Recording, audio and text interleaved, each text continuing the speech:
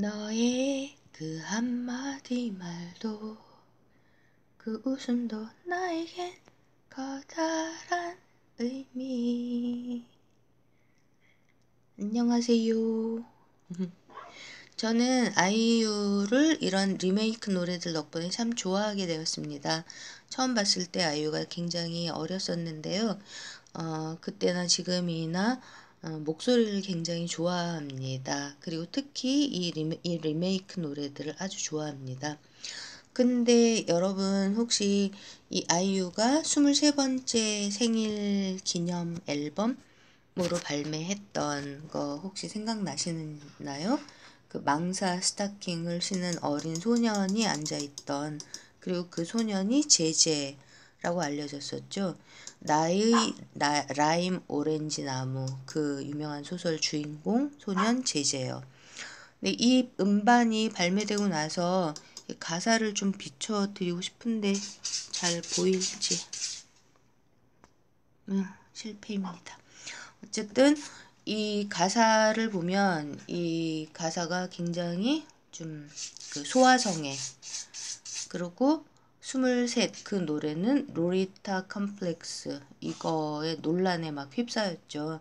이 소설이 옛날에 그 이해찬이 돌베개를 세웠던 그 무렵에 세워진 작은 사회과학 출판사 동력이라는 데서 2010년에 다시 2010년이었던 것 같은데 다시 발간해 놓았던 그 나의 라임 오렌지 나무, 그거를 얘기를 하면서 공식 페북에다가 아이유님 제제는 그런 아이가 아니랍니다, 뭐 이런 식으로 글을 올려가지고 그야말로 우리나라의 소아성애와 이른바 로리타 컴플렉스 그 논란이 광풍처럼 불어닥쳤습니다.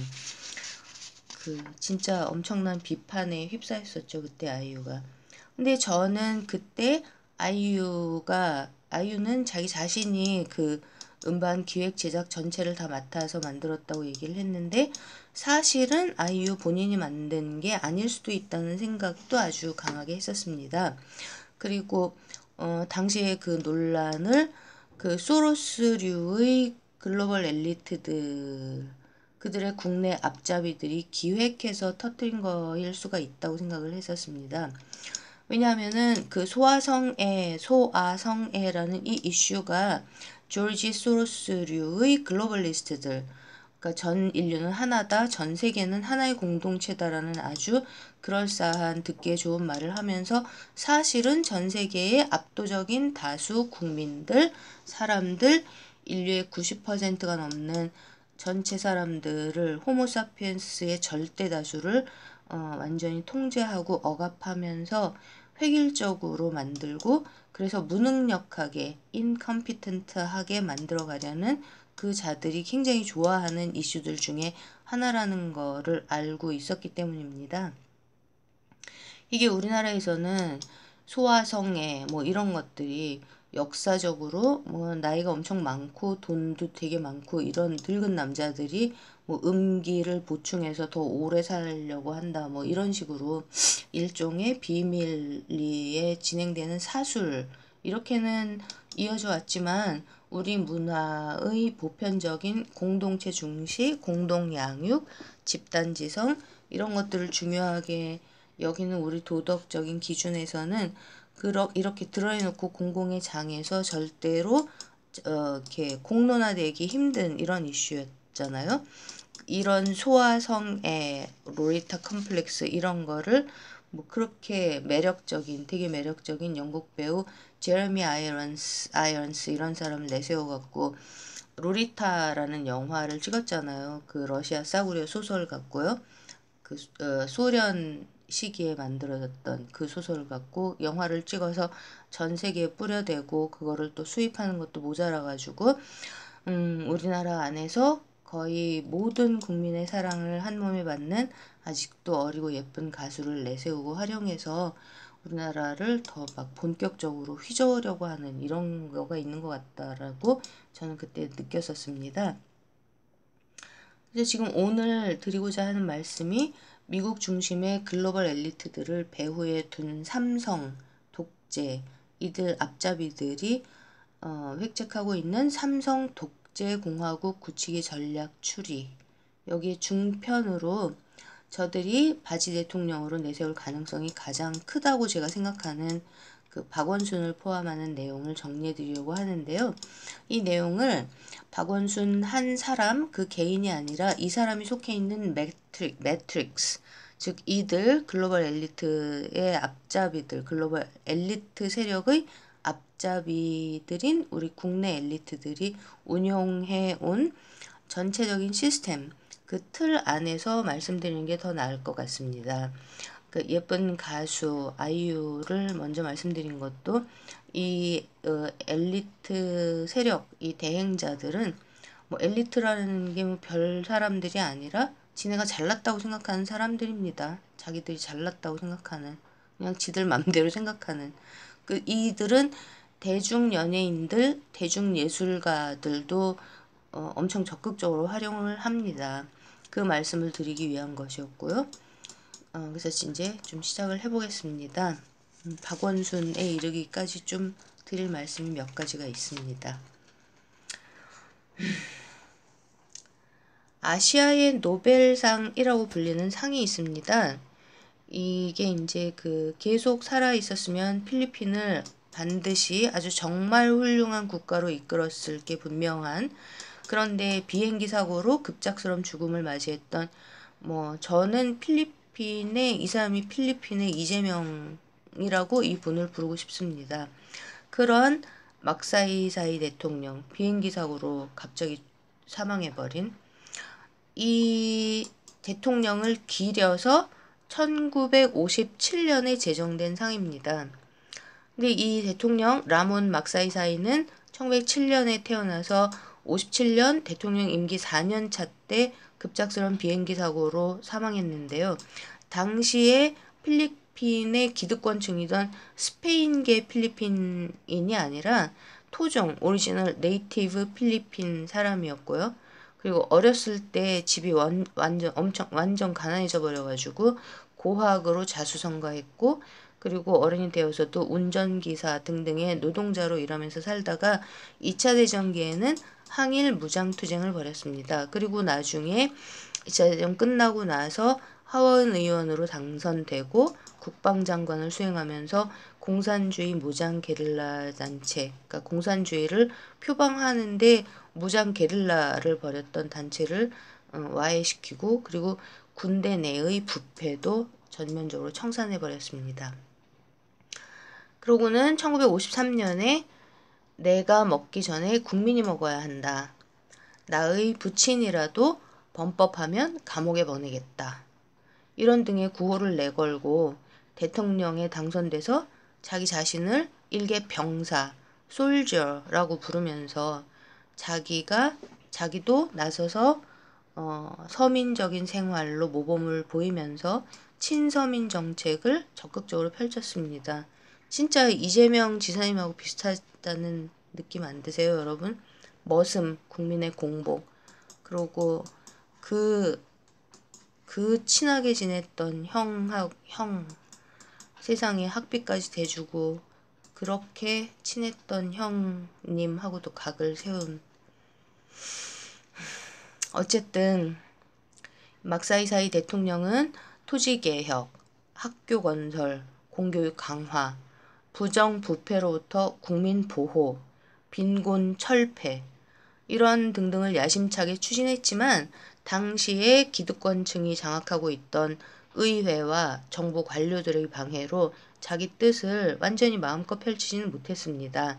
그렇지만 그럼에도 불구하고 절대다수 국민들의 여전한 지지를 받고 있던 그가 1957년에 대통령 일 업무차 타고 날던 비행기가 급작스럽게 사고가 나서 절명해버리고 말았습니다. 이후에 필리핀은 몇 년 정도의 혼란기를 거치고 그 다음에는 21년 동안이나 필리핀을 장악했던 박정희의 절친 독재자 마르코스의 무능력한 독재자 마르코스의 손으로 넘어가 버렸습니다. 근데 저는 이 미국의 일종의 간접적인 식민지였던 이 필리핀의 대통령의 사망을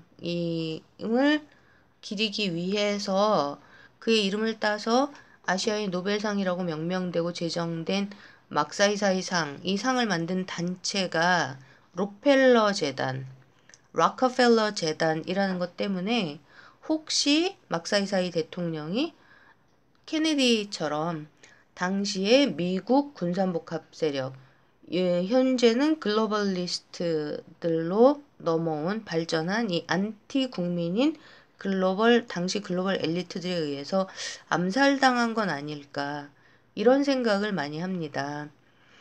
이 락커펠러 패밀리는요, 이 록펠러 족벌은요, 지금은 자기 모습을 거의 완벽하게 숨기다시피 했는데, 그렇지만 여전히 글로벌 신자유주의자들을 이끌고 있는 정말 엄청나게 진짜 큰 손입니다. 1940년대 정도까지는 미국 내에서, 그러니까 우리나라의 삼성처럼 노조를 탄압하고 노동자들의 피를 전면적으로 빨아내는 재벌, 족벌, 이런 재벌 집안이었는데, 그 자기들의 그러니까 경영 일선에서 대물림하는 대신에, 그러니까 뉴욕 월스트리트의 엄청 큰 금융 그 기관인 체이스 맨하탄 은행에다가 자기 패밀리의 자산 관리를 전적으로 맡겨버리고 오픈된, 그러니까 공개된 장에서 물 밑으로 숨어버렸습니다. 근데 이렇게 숨어서 전 세계의 금융 자산 관리를, 금융시장 판도를 아직도 주도하고 있습니다. 그러니까 미국, 뭐 뉴욕계 맨하탄을 포함해서 뭐 미국 전 세계의 부동산도 엄청난 규모로 소유하고 있습니다. 근데 이 뉴욕에다가 이 맨하탄 한복판에다가 UN 빌딩을 지어서 유엔에 무상으로 제공한 것도 바로 이 락커펠러 패밀리, 이 재단입니다. 그만큼 돈이 엄청나게 많습니다. 그러니까 유럽의 로스차일드 가문과 더불어서 전 세계의 돈을 움직이는 양대 패밀리로 알려져 있고요.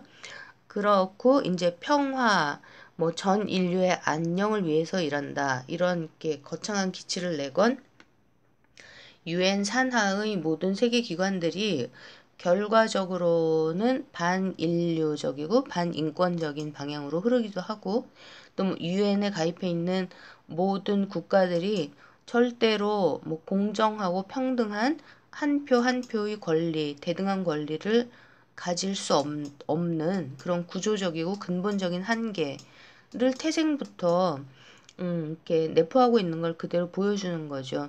그러니까 이제는 초국적 자본의 힘이 돼버린 그런 강대국, 제국주의, 이런 세력의 입김으로부터 유엔이 절대로 벗어날 수가 없는 겁니다. 아직도. 이게 또 글로벌리즘 신자유주의라는 이 이데올로기를 굉장히 싫어하고 증오하는 트럼프가 유엔의 어떤 면들을 엄청 싫어하는 근원적인 이유이기도 합니다. 그러니까 트럼프는 실제로 취임 후에 미국의 유엔 지원금, 그러니까 유엔에도 미국이 엄청나게 지원을 하고 있었는데 그거를 되게 많이 줄여버렸습니다. 그러니까 이 글로벌리즘 이데올로기를 강화시키는 유엔의 내용들을 중심으로 거기에 예산을 엄청나게 많이 삭감하고 있습니다. 이렇게, 그러니까 신세계 질서, 뉴 월드 오더라는 안티 민중, 안티 국민, 안티 일반 사람들인 이 신자유주의 노선을 적극 후원하고 지원하는 락커펠러 패밀리, 락커펠러 재단이 설립하고 제정한 아시아의 노벨상, 이른바 아시아의 노벨상이라는 막사이사이 상을 2000년대에 수상한 한국 사람이 2명 있는데, 그 첫 번째가 법륜, 그리고 두 번째가 박원순입니다. 1962년에 장준하 선생님도 이 상을 수상하셨었는데, 장준하 선생님 얘기는 오늘 주제하고 직접 관련이 없으니까 일단은 패스하도록 하겠습니다. 그러면 먼저 박원순보다 앞서서 이 상을 수상한 법륜부터 말씀드려 보겠습니다. 법륜은 2002년에 이 상을 수상했습니다. 근데 또 2002년에 법륜이 이 상을 수상했던 이 해에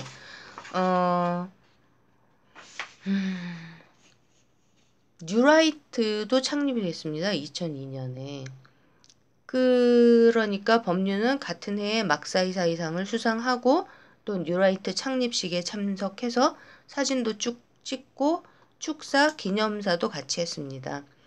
요즘 정토회 활동 열심히 하시는 분들이 이제 법륜을 많이 따르시는데 이런 분들이 아직도 뉴라이트 공식 사이트에 떠 있는 법륜의 창간 기념 축사를 삭제해달라고 요청하라고 법륜에게 요구하는 그런 댓글들도 많이 있더라고요. 최근에 그런 댓글들도 많이 써놓으셨던데 이거 원고 준비하면서 좀 많이 보고 마음이 많이 아팠었습니다.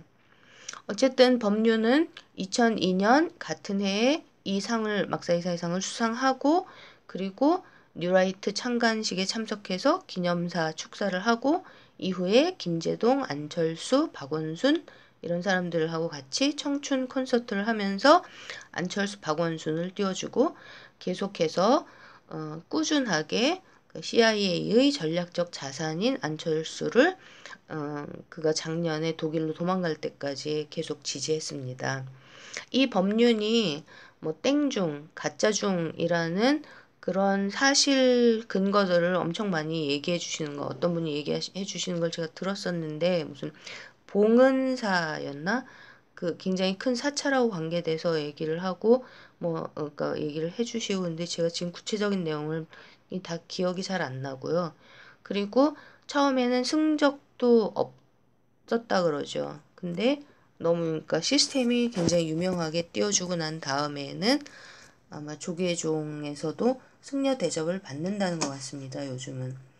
이 법륜이 근데 또 이 배고픈 조중동이라는 그 참 명예로운 별명을 얻은 이른바 진보 언론인 한경오 중에 하나인 오마이뉴스 편집장과 함께 2012년에 대담 형식으로 엮어낸 책이 새로운 100년이란 책이 있거든요. 이거를 이렇게 보면은 처음에는 저는 처음 부분을 막 읽으면서 이 사람 진짜 오해를 많이 받는 사람이구나. 굉장히 괜찮구나. 진짜 애국자다. 이런 생각을 막 하면서 읽다가 이제 중반 이후 150페이지 좀 넘어가면서는 와, 완전히 뭐 거의 노골적이다시피 그 당시에 미국 대통령이었던 오바마, 힐러리 이 측하고 똑같이 북한 내부 붕괴론을 확산하는 분위기를 드러내고 뒤로 가면 갈수록 이제 통일을 얘기하는데 그 통일이 흡수 통일이요. 그러니까 북한의 그 독자성과 자주성을 그러니까 존중해 주면서 남한과 북한이 그 같은 대등한 상태에서 통일의 길을 모색해가는 이런 우리 문재인 대통령님 이 얘기하는 이런 게 아니라 흡수 통일 확 먹어버리는 거야 남한이. 그거를 전제로 완전히 깔고 그리고 또 동시에 마치 일본하고 대등한 관계가 가능할 것이다 라는 거를 공언하면서 그 흡수 통일된 한반도와 일본이 경제 공동체를 이루어야 된다 라는 구상을 아주 구체적으로 이 책에서 이야기합니다. 그러니까 가장 폭력적인 미국의 뭐 소로스 이런 종류 글로벌리스트들을 등에 업은 삼성의 홍석현이 바라고 바라는 바로 그대로의 내용이 2012년에 이 사람이 오마이뉴스 편집장하고 같이 엮어서 낸 책에 그대로 있는 겁니다. 그러니까 작년에 출간된 홍석현의 통일 어쩌고 이런 책에 법륜이 뭐 축사 뭐 그런 걸 써줬다는 게 절대로 우연이 아닌 겁니다. 이런 내용의 책을 이제 명색이 진보라는 매체의 편집장이 정리를 해서 출간을 했다는 겁니다. 여러분. 뭐 이거하고 비슷하게 또 그러니까 얘기될 수 있는 매체가 또 프레시안이라는 곳이 있죠. 저는 프레시안 기사를 처음에 굉장히 많이 자주 읽다가 한 3, 4년 전 정도부터였던 것 같은데 그 매체에서 역시 홍석현의 여시지의 냄새가 너무 노골적으로 심하게 나기 시작해서 아예 안 보기 시작했습니다. 그러면 법륜과 오마이뉴스가 합작해서 낸 책 제목이 새로운 100년. 또 이제 프레시안이 같이 주최를 하는 건지 같이 계속 하고 있는 데가 그 프로젝트가 다른 100년이라는 게 있죠. 이 이름들이 무슨 이란성 쌍둥이 같다는 느낌 안 드시나요? 최근에 또 뭐 한 2, 3주 전에 홍석현이 프레시안하고 인터뷰를 했다고 그러는 이것도 우연이 아닌 겁니다. 이렇게 이들은 진보라는 얼굴을 전면에 내세우고 반은 진실, 반은 거짓말 이렇게 섞어서 하면서 우리 국민들을 아주 적극적으로 헷갈리게 만들려고 이렇게 온갖 방도를 다 진행을 하고 있는 겁니다. 그러면 이제 그 박원순도 막사이상을 받았죠. 2006년에 받았습니다. 이 박원순은 서울시장이 되기 전에 비영리 자선단체 활동과 시민단체 운동 등등으로 자기 영역을 넓혀온 대한민국의 대표적인 인권 변호사 중 한 명이죠. 경실련, 참여연대 이런 중요한 시민단체들도 창립에도 관계를 했고 또 올해 신년사에서도 자기가 설립했던 아름다운 가게, 아름다운 재단 그리고 희망 공작소라는 민간 띵크탱크라고 하던데요. 그거를 자기의 대표적인 업적으로 내세우고 있습니다. 그리고 근데 이제 아직도 재직 중인지는 모르겠는데 이 희망 공작소의 대표가 유시민의 여동생이더라고요. 이번에 찾아보면서 알았습니다. 유시주라는 사람이고 번역가라는데 그리고 아름다운 재단에는 제가 분명히 그러니까 이번에 EBS 이사장으로 취임한 유시민의 누나 유시춘이 아름다운 재단에 개입 그러니까 관여했었다고 저는 들었던 것 같은데 알고 있었던 것 같은데 이번에 검색하면서 보니까 유시춘 씨 경력에 안 나오더라고요. 뭐 저는 분명히 봤던 것 같은데 혹시 정확하게 알고 계시는 분들 방송 보시면 댓글로 좀 알려주셨으면 좋겠습니다. 감사하겠습니다. 어쨌든 박원순은 이렇게 시민단체 활동에 공을 인정받아서 2006년에 글로벌리스트 큰손 중에 큰손인 락카펠러 재단이 배후 마쿠인 아시아 노벨상 막사이사이상을 수상했습니다. 그리고 기부와 후원을 받아서 운영하던 아름다운 재단, 아름다운 가게 여기는 이명박 정권 초기 때 광우병 쇠고기 수입 반대 시위에 적극적으로 참여한 탓에 당시에 그 이명박 정부한테 재정 지원이 끊어져 버렸던 여러 진보적인 이게 중요합니다, 여러분. 진보적인 시민 단체들을 후원해 왔다고 알려져 있습니다. 그리고 이후에 다들 알고 있듯이 이 박원순은 그 이명박 그 암흑의 시기에 김제동, 안철수, 법륜 등과 함께 청춘 콘서트 붐을 일으키면서 인지도가 높아지고 그리고 그때 당시 그 서울시장이었던 오세훈 이 사람이 그 시장에서 물러나게 된 이유가 보통 사람들은 도저히 납득하기가 좀 그 상식적으로 납득하기가 좀 어렵지 않습니까? 되게 웃긴 과정을 통해서 시장에서 내려가 버리고 그러고는 안철수가 후보를 양보해줘서 보궐선거로 박원순이 서울시장 자리에 앉게 되었습니다. 그때 당시에 국민들은 전부 다 친일 숙골 세력의 만행에 치를 떨고 있었기 때문에 야권 단일 후보였던 박원순을 찍은 건 너무 당연한 결과였다고 생각을 합니다. 박원순이 아니라 누가 나왔더라도 야권의 단일 후보였으면 무조건 찍었을 겁니다. 친일 숙골들한테서 어떻게 해서든지 조금이라도 숨통을 트고 싶어 했으니까요. 근데 이 2006년 박원순이 막사이사이상을 수상했던 그때 또 우리가 눈여겨보기에 굉장히 중요하게 봐야 될 게 뭐냐 하면 그해 12월에 교육감을 직선으로 선출한다는 법안이 통과됐습니다.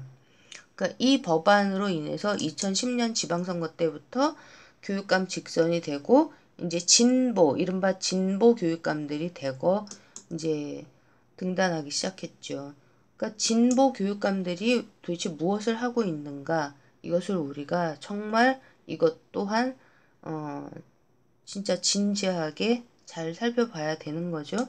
근데 또 여러분 2006년에 이게 이렇게 됐다. 그래가지고 무슨 이게 뭐 다 노무현 대통령이 뭐 삼성의 하수인이다. 이렇게 단선적으로는 생각하지 않았으면 좋겠습니다.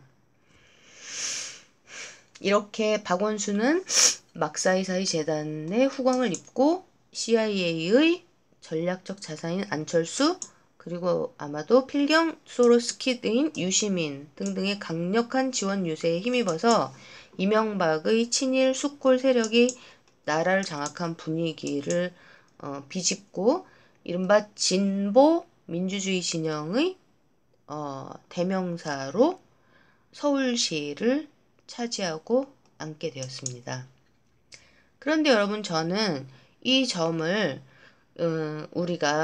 우리나라 전체의 권력이 정치 권력이 군부 독재 집단에서 김영삼, 김대중, 이해찬이라는 삼성 족벌 앞잡이 세력들로 곧바로 넘어간 이 과정과 거의 질적으로 동일한 유사한 내용이 진행된 과정이었다. 이렇게 보아야 한다고 생각합니다.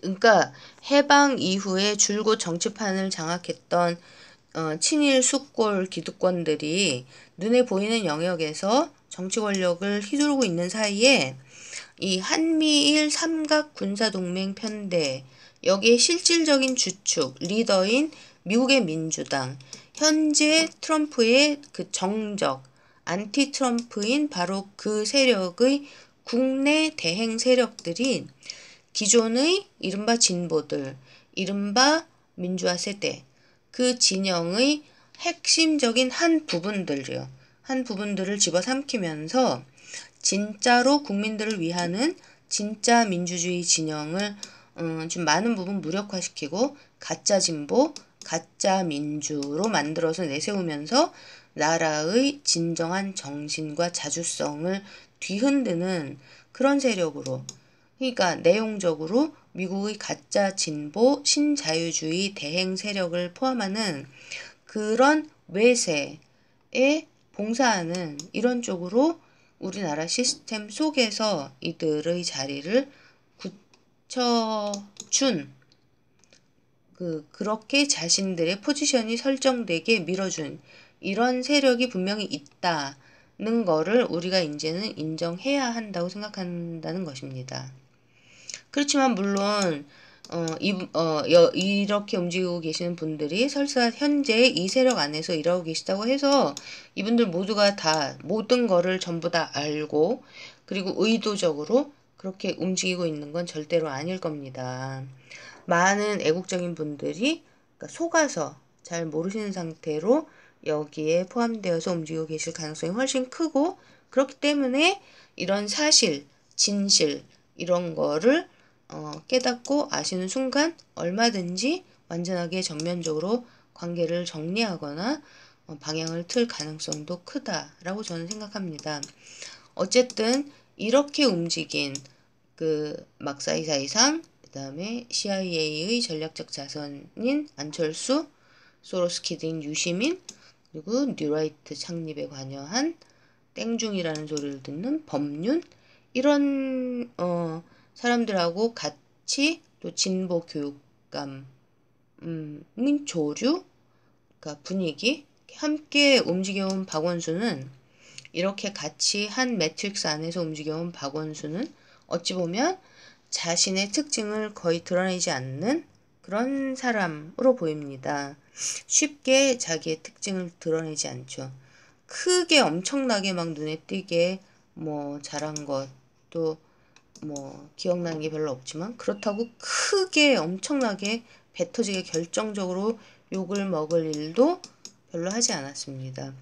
물에 물 탄 듯 술에 술 탄 듯 하지만 그렇지만 어떤 방향성이 있는데 그런 방향성 속에서 제가 눈여겨보는 것은요. 왜냐하면 이런 그 이벤트의 내용들이 글로벌 엘리트들을 등에 업은 삼성 독재 공화국 굳히기 장기 전략에서의 교육, 뭐 문화를 통한 의식화 이런 것들과 관련해서 깊은 관계가 있다고 생각을 해서 눈여겨보는 것들이요. 퀴어 축제하고 멍 때리기 대회 뭐 이런 것들입니다. 저는 그러니까 그래서 이렇게 보면은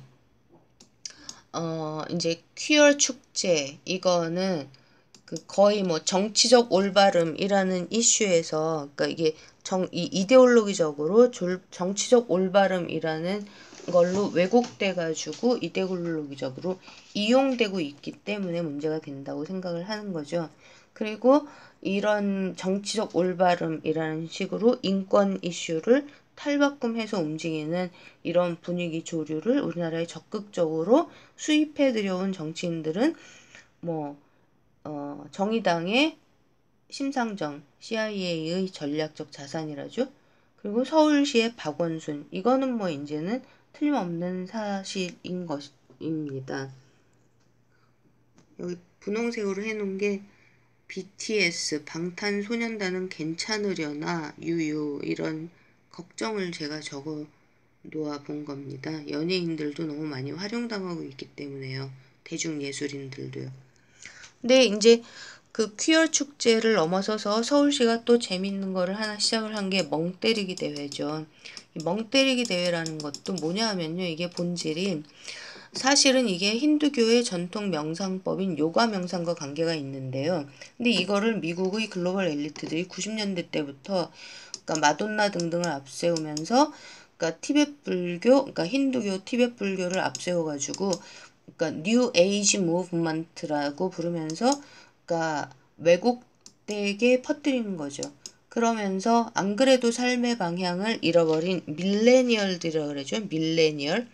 밀레니얼들은 이제 그 신자유주의 때 태어난 그래서 지금 30대 중후반부터 20대 중반 정도까지 80년대 이후 그러니까 2000년대 이전에 그때 태어난 이런 사람들이 이런 세대가 이제 정치를 혐오하잖아요. 사실은 우리 삶과 너무나 직결돼 있는데 정치를 혐오하고 소확행, 소소하지만 확실한 행복 이런 것들을 추구하게 만들면서 그러니까 현실의 불행한 면, 부조리한 면은 다 잊게 만드는 이렇게 탈정치적으로 몰아가게 하는 그런 내용들 중에 아주 중요한 하나의 조류인데 이거를 대변하는 이 멍때리기 대회라는 거를 박원순이 시작하는 걸 보면서 저는 좀 서글프기도 하고 황당하기도 하고 그랬었습니다.